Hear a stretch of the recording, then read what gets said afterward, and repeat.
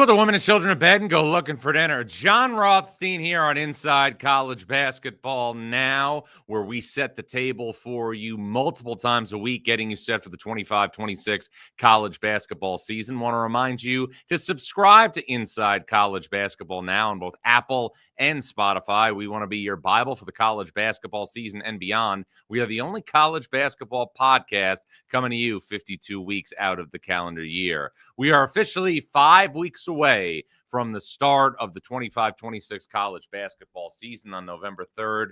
There are a slew of heavyweight matchups. BYU against Villanova in Las Vegas. Arizona also taking on Florida in Las Vegas. St. John's opening its most anticipated season in decades in Queens against Tom Pecora in Quinnipiac.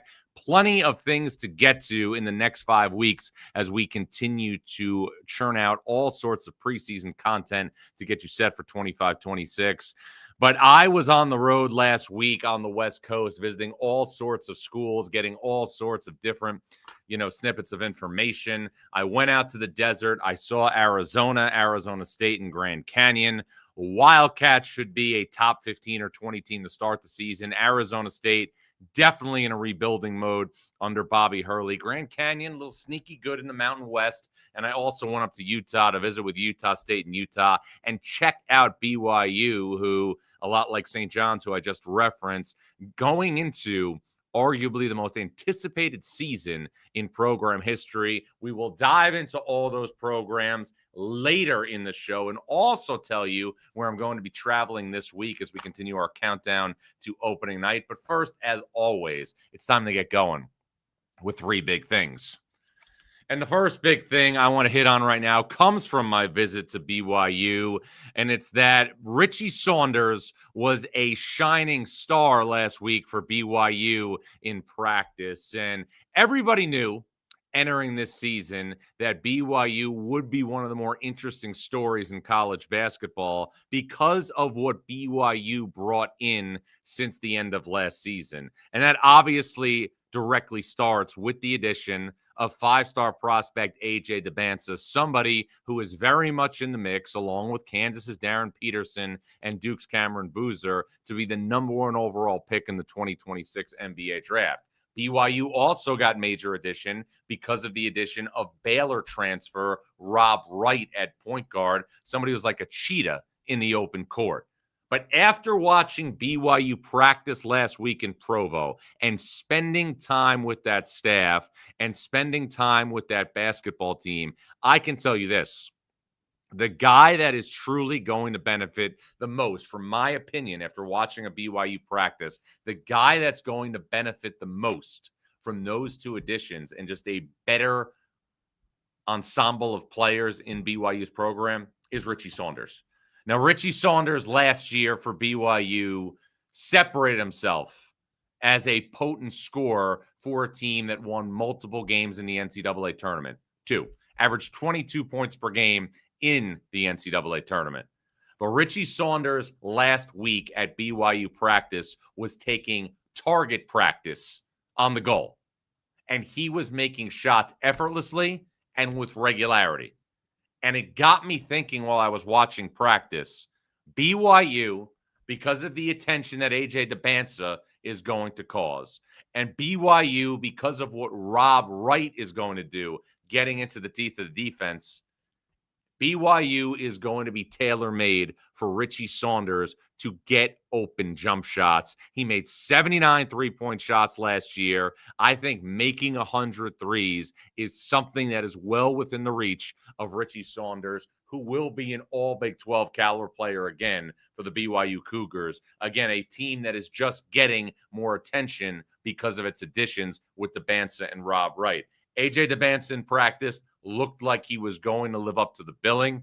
Kevin Young was using him a lot at the point of attack and pick and roll situations. A big thing that stood out to me was his defense, his ability to disrupt things with his length, with his athleticism. BYU starting 5, Wright, Saunders, Debance, Kennard Davis, who I'll get to in a second, and Keba Keita looked the part in practice of a consensus top 10 team entering the season. My main reservations for BYU in terms of being a team that could potentially challenge for a berth in the Final Four? Do they have enough off the bench up front? Keba Keita comes back from last year's team that went to the Sweet 16. Behind him, Mihailo Boskovic, who obviously played spot minutes last year, and also Xavier Staten, somebody who could give BYU a little bit of a stretch five look at center if they wanted to go with a different dynamic. But if Keba Keita were to get into foul trouble, I think that is an area of weakness to potentially look at for BYU.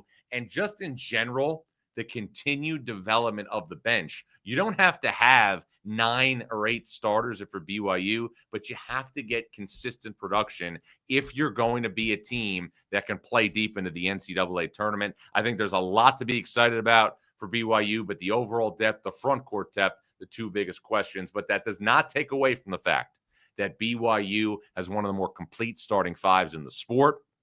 And also, Richie Saunders aligned right now to have a season where I think he will make potentially 100 3-point shots. You heard Kevin Young on this podcast a week ago as our guest talking about the idea, for all intents and purposes, of being in a situation where he could thrive with Kennard Davis as his do-everything pit bull. And I saw it in place. This guy is a bulldog. He's a pit bull defensively. He lost a minimal amount of 50-50 balls on defense. All great teams have a great glue guy. Kennard Davis, the junkyard dog from Southern Illinois, is going to be that guy for BYU, because I'm looking right now at this starting five. You know the usage is going to be high for Debansa. You know the usage is going to be high for Rob Wright and Richie Saunders. Somebody has to have a great impact on this team without demanding shots. That is Kennard Davis, the transfer from Southern Illinois. And I think it's really ironic when you look at Southern Illinois transfers the last couple of years. They have went on to have major impacts at other programs. Lance Jones was a big-time piece to Purdue's run to the national championship game in 2024. And also that year, Marcus Domask went from Southern Illinois to Illinois. He was a part of an Elite Eight team for Brad Underwood, a team that lost to Dan Hurley and UConn. So Richie Saunders going to be teed up to make potentially 100 threes this year. And Kennard Davis, the glue guy you need to know if you want to follow BYU. The second big thing on our list is that Arizona needs to identify a go-to scorer. Now, over the last couple of years, when things got late in the shot clock for Tommy Lloyd in Arizona, you put the ball in Caleb Love's hands, and he did the rest. This Arizona team looks a little bit different from its role allocation. I see, when I went to Arizona practice and I spent the day in Tucson, I see a concrete and cemented 8-man rotation. 4 veterans and 4 true freshmen. Jaden Bradley, Anthony Del Orso, Toby Owaka, and Mo Krevish are all back from last season's team. Krevish, the 7'1" big man, was obviously limited last year due to a foot injury. He's back. He's full go. He gives Tommy Lloyd's team a capable focal point down low. And then the 4 freshmen, Braden Burries, Cole Pete, who was like Spider-Man in practice, swallowing every rebound all over the court, Dwayne Aristode, and Ivan Karchenkov. Those are the 8 players you're looking at for Arizona.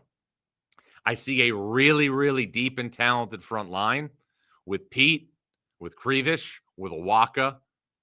I do not see necessarily right now a go-to scorer for Arizona who I think looks the part of a top 15 or 20 team.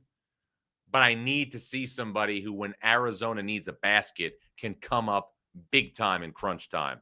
Braden Burry stood out last week in practice with his ability to put his head down, penetrate, and get into the teeth of the defense.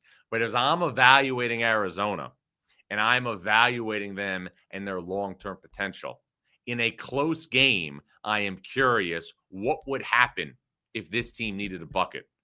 Now, it doesn't mean that the person who's going to have the ball in his hands has to be a breakdown guard like we saw with Caleb Love, or we might see with Braden Burries. It could also be Koa Pete, somebody who, again, when I was watching practice, was getting the ball a lot in the high post and trying to find other people to score.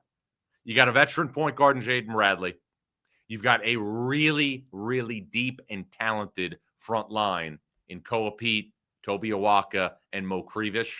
But right now for Arizona, you don't see a cemented go-to guy who can get you a basket. Anthony Del Orso has put on big time weight from last year. He looks like he's ready now to absorb some of the physical poundings that would come with playing in the Big 12. But now I think you have to look at Arizona as being a team that is going to be a work in progress in terms of finding a go-to guy. Rock solid at the one with Jaden Bradley. Rock solid up front with a terrific front line with Awaka, Pete, and Krivish. But that go-to scorer is something that, again, will be a big question for this basketball team. Braden Burries could be the guy. Koa Pete could be the guy. And it'll be interesting to see how much it will affect Arizona to rely in this climate on not one, not two, but multiple true freshmen. I would expect 50% of Arizona's top 8 in its rotation to be comprised of true freshmen. The Wildcats, as they always do under Tommy Lloyd, getting thrown into the fire right away. Opening night against Florida in Las Vegas.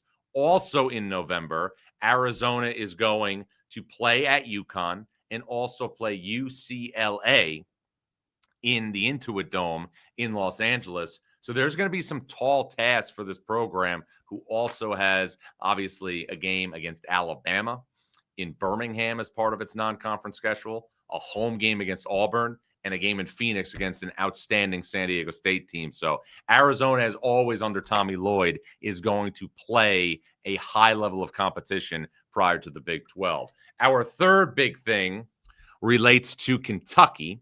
And anytime you're looking ahead to a college basketball season, you have to talk about Kentucky, one of the blue blood programs in the sport. And I think given the landscape right now of Jaden Quaintance's health, I think unequivocally, as we march towards the start of the 25-26 season, I know Kentucky is going to play exhibition games against both Purdue and Georgetown, but unequivocally right now, given the health of Jaden Quaintance, the most important player for the Wildcats during the preseason is going to be Brandon Garrison. Now, we had Mark Pope a couple of months ago on this podcast, and when I asked him which returning player will make the biggest jump for Kentucky in 25-26, he answered right away. And he said Brandon Garrison. And he said, because my system is so read-based, players are always infinitely better in their second season than their first season in my system. That would then relate to Brandon Garrison, a player that Kentucky is going to need to be elite, especially early in the schedule. Now, why do I say that? Jaden Quaintance, as of a couple of weeks ago, was still not cleared for non-contact activity. He's coming off a torn ACL. Now, if he wasn't cleared a couple of weeks ago for non-contact activity, I think it's very, very unrealistic to expect Jaden Quaintance to be ready and functioning at the start of the 25-26 season, and maybe not functioning until SEC play. And you think now about what lies ahead for Kentucky in the non-conference portion of the schedule. On November 11th, you got to go to the KFC Yum Center and play Louisville. Then you got the Champions Classic against Michigan State, North Carolina in the ACC SEC Challenge, Gonzaga in Nashville, Indiana at Rupp Arena, and of course, St. John's in the CBS Sports Classic on CBS on December 20th.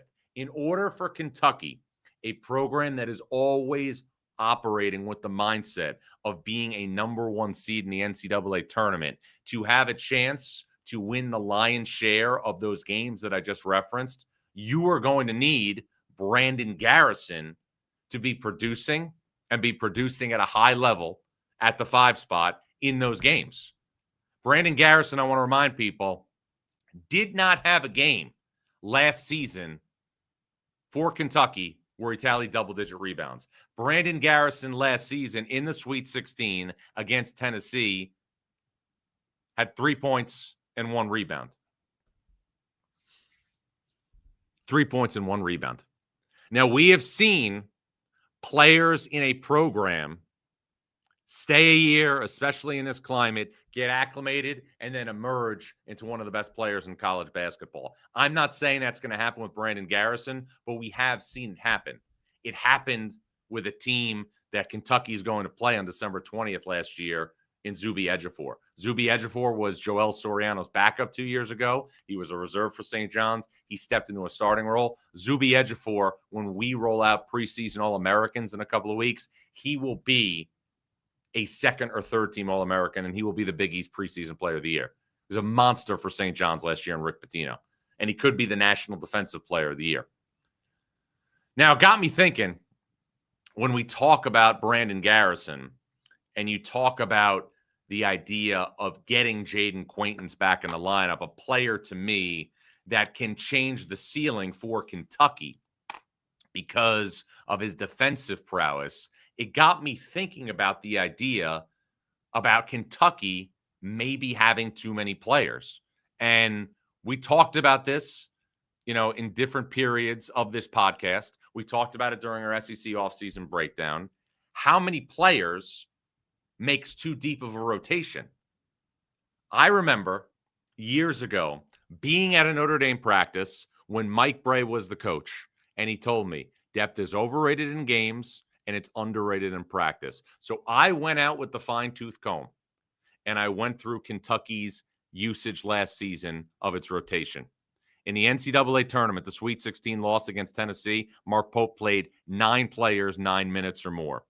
When they beat Illinois in the round of 32, 9 players 8 minutes or more. Round of 64 blowout win over Troy, 10 players played 8 minutes or more. And on average, 11 players averaged 9.8 minutes or more. How many players can Kentucky have this season in its rotation? I look now and I see 3 players who would be cemented starters. Jalen Lowe, the Pitt transfer at point guard. Otego Away, my SEC preseason player of the year.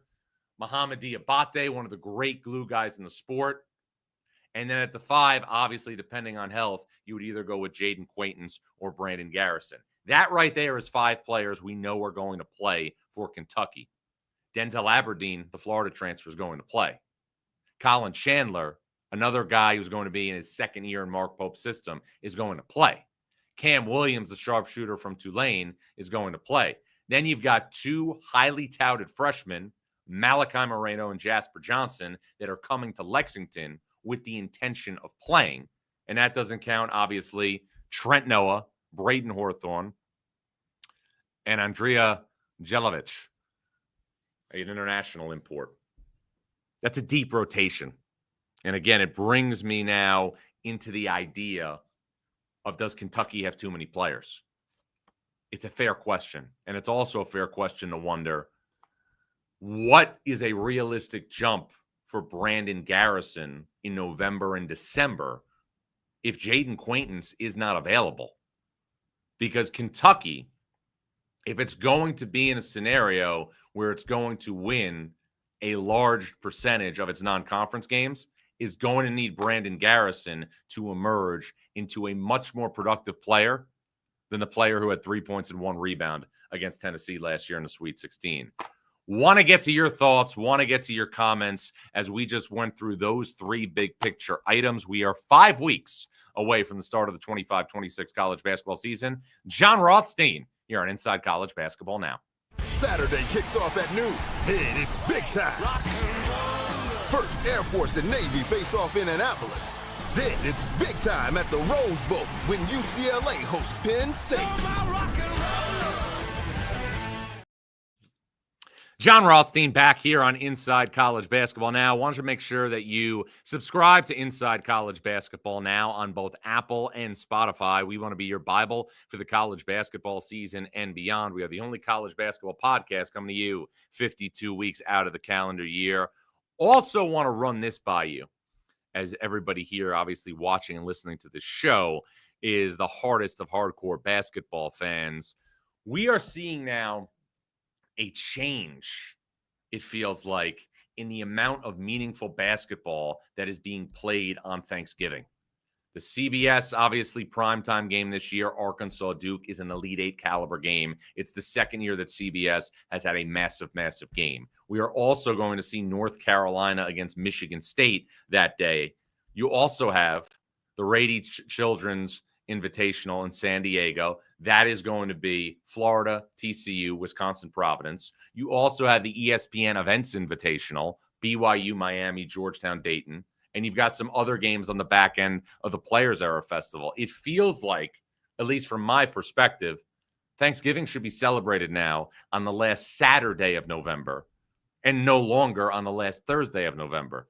Because quite frankly, everything that's going on with college basketball is usurping the holiday, from my perspective. I have a 2-year-old daughter. I have a wife. I have sent them away for that week because there's too many conflicts with college basketball. Now, I would love to be with my family for the holidays, but at the same time, you have to look at what's going to happen. You're not going to be social. You're not going to be in a scenario where we're going to say, pass the pumpkin pie if we are in the middle of a potential quad one opportunity for some of the teams that I just listed. There are far too many distractions right now with college basketball for us to consider having a normal holiday if you are for life as a hardcore college basketball fan. And these are just right now things that we're dealing with in our society. Want to get to you right now in the chat. You obviously have your thoughts. You have all your different scenarios on what's going on in the college basketball world. Alan Train wants to know this.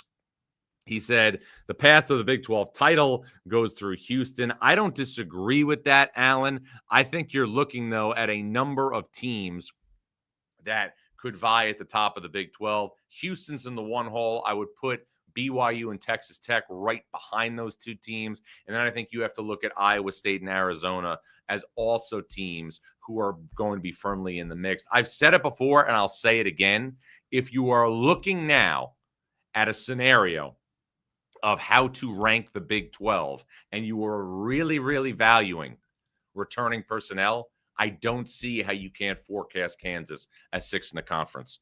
And I know that's hard for people to understand, but it's just a fact of life. Houston returns Joseph Tugler, Milos Uzan, and Emmanuel Sharp from a team that was one play away from winning the national championship. Texas Tech returns JT Toppin, and Christian Anderson from an Elite Eight team. BYU returns Richie Saunders, Keba Keita from a team that went to the Sweet 16. Then Iowa State returns Joshua Jefferson, Milan Momcilovic, and Taman Lipsey, who is currently out of the lineup with an injury, but he's still a part of the team. And Arizona returns 4 players, Bradley, Del Orso, Owaka, and Krivish. The only real player of significance that Kansas returns from last year's team that made the NCAA tournament is Flory Badunga. Alan also wants to know, John, BYU in Elite Eight, they lack a big man behind Keita. Well, that definitely, Alan, was one of my major concerns after I watched BYU in practice last week. You have to be concerned about front court depth. It is a major, major concern for BYU. I also think the overall depth of the team is something that we want to look at long-term as something. And BYU is another program that is going to be tested early on. Opening night against Villanova, not the vintage Villanova team we've come to know, but that will be Kevin Willard's first game. And then a trip to Boston to play UConn in November. We're going to continue with a couple of good nuggets here to put a bow on this show. John Rothstein here on Inside College Basketball Now. When you need your sports news all the time, we've got breaking news to bring to you. CBS Sports HQ gives you a snapshot of all the sports that matter to you. When you need your sports in a snap, find it on CBS Sports HQ, streaming free anywhere you are. Welcome back to Inside College Basketball Now with John Rothstein. Want to remind you to subscribe to Inside College Basketball Now on both Apple and Spotify. We want to be your Bible for the college basketball season and beyond. We are the only college basketball podcast coming to you 52 weeks out of the calendar year. Let's get now to 3 good nuggets as we put a bow on this show. Nugget number 1, exhibition games deserve more visibility. And if now your program is going to be playing in an exhibition game, It is the responsibility of that athletic department, especially the media relations department, to make sure that if that game is not televised, it is streamed and available to everybody on the internet. You are marketing your program each and every time you put your program out there with an opportunity for people to sample it. Considering now that we are playing exhibition games, much like the NBA has preseason games, it is on every single athletic department in the country to ensure that their program is marketed appropriately. We start the exhibition schedule on October 10th. Baylor takes on Grand Canyon, but there are major matchups this month on the exhibition circuit. St. John's plays Michigan October 25th at Madison Square Garden. Kansas plays Louisville. Big time matchups. Kentucky, Purdue at Rupp Arena, also a big-time matchup. Now, nugget number 2. The Big Ten did UCLA no favors with its early conference schedule. UCLA and its coach, Mick Cronin, has been very outspoken about the fact that he does not want to travel to the East Coast during the non-conference portion of the schedule because of the travel that is associated with the Big Ten. Seems reasonable, especially considering that UCLA up until last season was a member of the Pac-12. So UCLA in November and December in non-conference games is only leaving Los Angeles twice. UCLA will go and play a game in Seattle against Gonzaga, and UCLA will be in a situation where it goes to Northern California to take on Cal at the Chase Center. That's it. But UCLA's Big Ten schedule out of the gate is pushing a boulder up a hill. In December, the Bruins are going to travel to Seattle to take on Danny Sprinkle and Washington. To me, the Huskies are going to be one of the most improved teams in the country. You're home against Dana Altman in Oregon. Then you're at Iowa, at Wisconsin, home for Maryland, at Penn State, at Ohio State.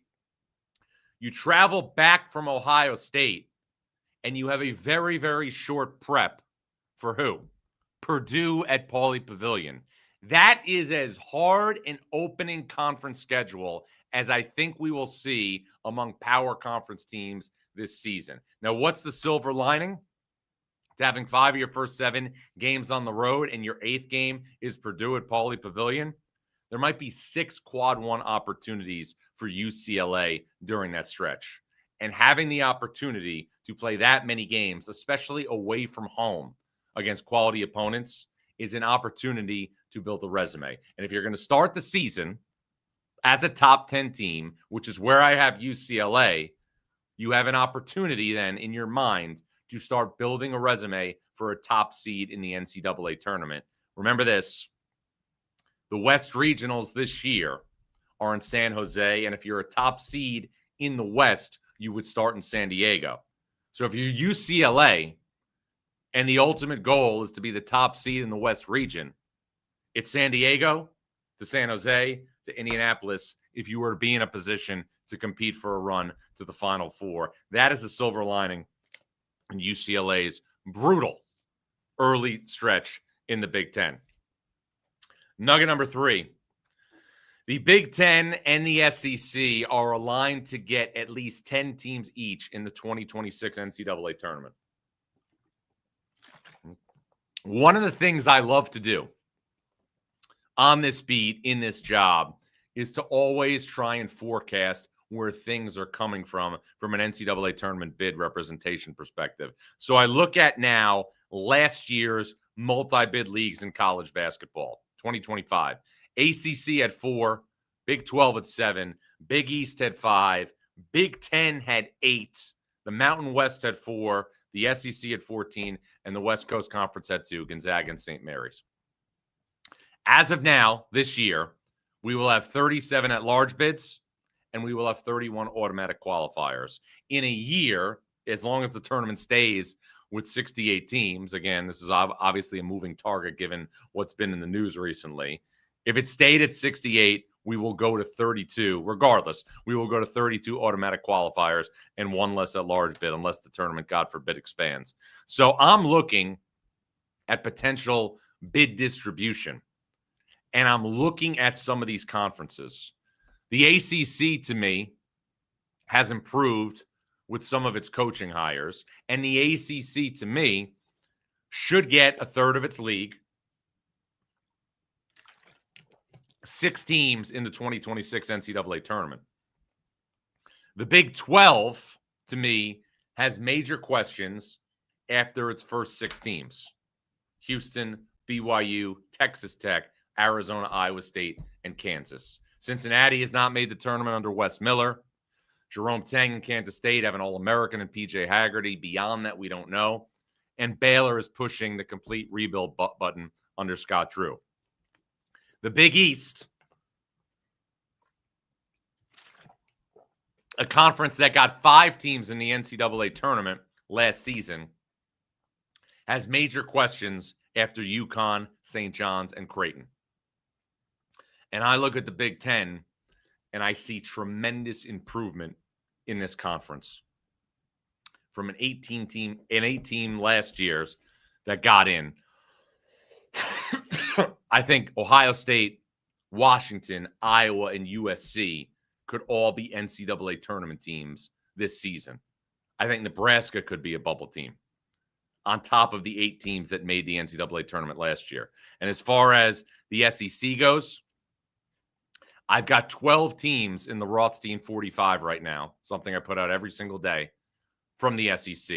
That doesn't include Vanderbilt or Georgia, who played in the NCAA tournament last year. The Mountain West, a league that always seems to find a way to get multiple bids in the NCAA tournament, had 4 in the field last year and had 6 in the bracket the year before. I think it's realistic for the Mountain West to be a multi-bid league. I wouldn't necessarily expect it to be a 4-bid league again, but I was very impressed by Grand Canyon last week when I went to practice, who will be a new addition in this league. I am confident saying San Diego State will be in the tournament. I think Utah State, with Mason Falls left back, should be in play for another bid under Jared Calhoun. But after that, Boise State lost Tyson Dagenhart. I know they got players back. Lost Alvaro Cardenas. UNLV in New Mexico have new coaches, Josh Pastner and Eric Olin. We're not sure if they'll be able to be in a situation where they will be able to get those brand name schools back to the NCAA tournament. So if we're looking now at potential dips from the Mountain West, from the Big East, questions in the Big 12 after the Big 6, where are the bids going to come from? They're going to come from the Big 10 and the SEC. And that is why I firmly believe that the Big 10 and the SEC will both get 10 or more teams in the 2026 NCAA tournament. I am back on the road this week. I'm flying out tonight. I am going to see Virginia, Virginia Tech, Radford, VCU, Georgetown, Maryland, maybe some others sprinkled in as well. So I will have more tales from the road next week. We will also have major guests on this show over the next couple of days. You want to keep it locked to us. But first of all, the most important thing, subscribe to Inside College Basketball Now on both Apple and Spotify. We want to be your Bible for the college basketball season and beyond. Remember, we are the only college basketball podcast coming to you 52 weeks out of the calendar year. I'm John Rothstein, and this is Inside College Basketball Now.